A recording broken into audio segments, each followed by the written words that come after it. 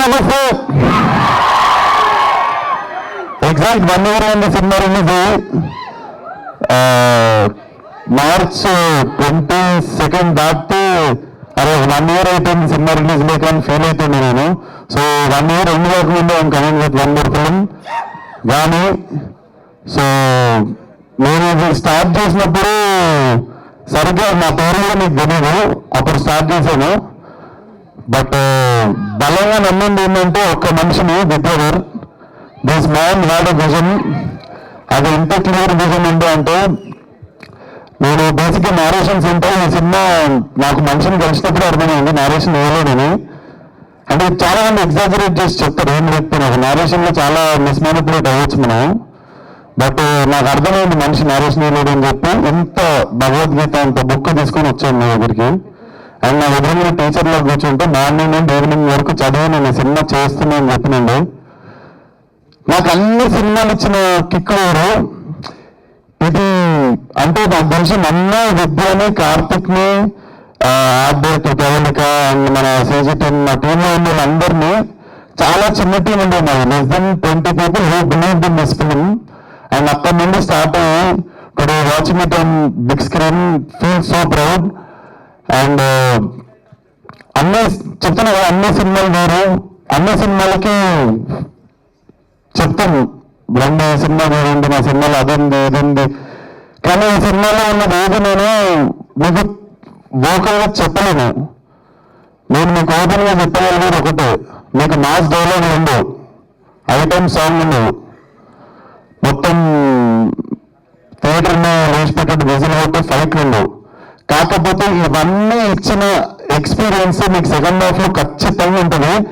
అది definitely Telugu cinema నుండి, తెలుగు సినిమాని రిప్రజెంట్ చేసే ప్రతి ఫిల్మ్ మేకర్ ప్రౌడ్గా ఫీల్ అయ్యే సినిమా మాత్రం ఖచ్చితంగా అవుతుంది. కానీ డెఫినెట్లీ ఈ సినిమా వర్కౌట్ అయితే చాలా మంది కొత్త ఫిల్మ్ మేకర్స్ వస్తారు.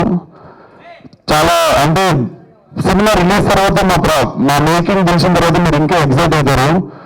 సో బేసిక్గా పని చేద్దామని డిసైడ్ అయిన తర్వాత కారణాలు, ఎక్స్క్యూజెస్ పెట్టుకొని ఇంట్లో కూర్చుంటే సినిమా లాగా యూ ఫాట్ ఫర్ ఇట్. 10% మిగిలిన టీం కష్టం అంటే 90% కష్టం విద్యాధర్ది. So this film belongs to Vidyadhar. And thank you so much అన్న.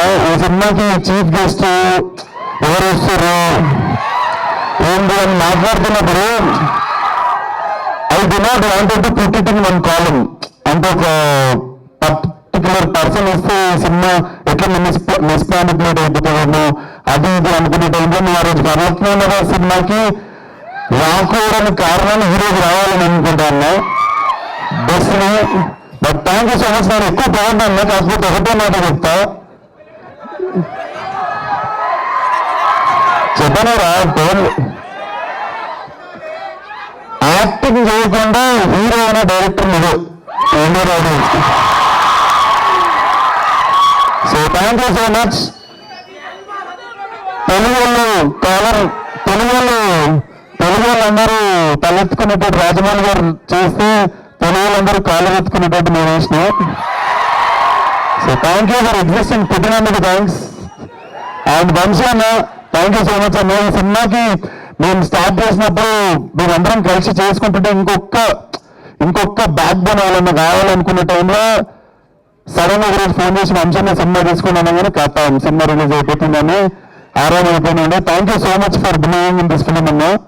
And Karthik thank you so much.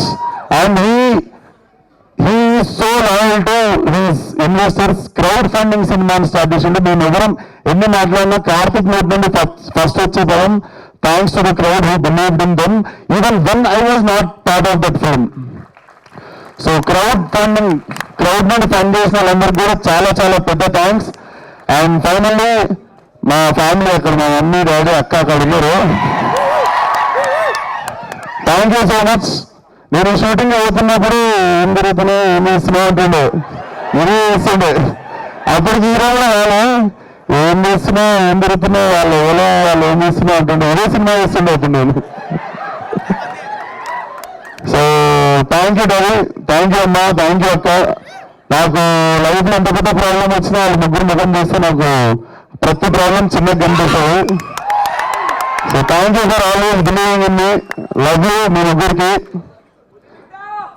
ఇంకా మాట్లాడదాం ప్రియమైన మార్చ్ 8 థియేటర్ రండి, కొత్తగా ర్యాంప్ అవుతాయి. Thank you.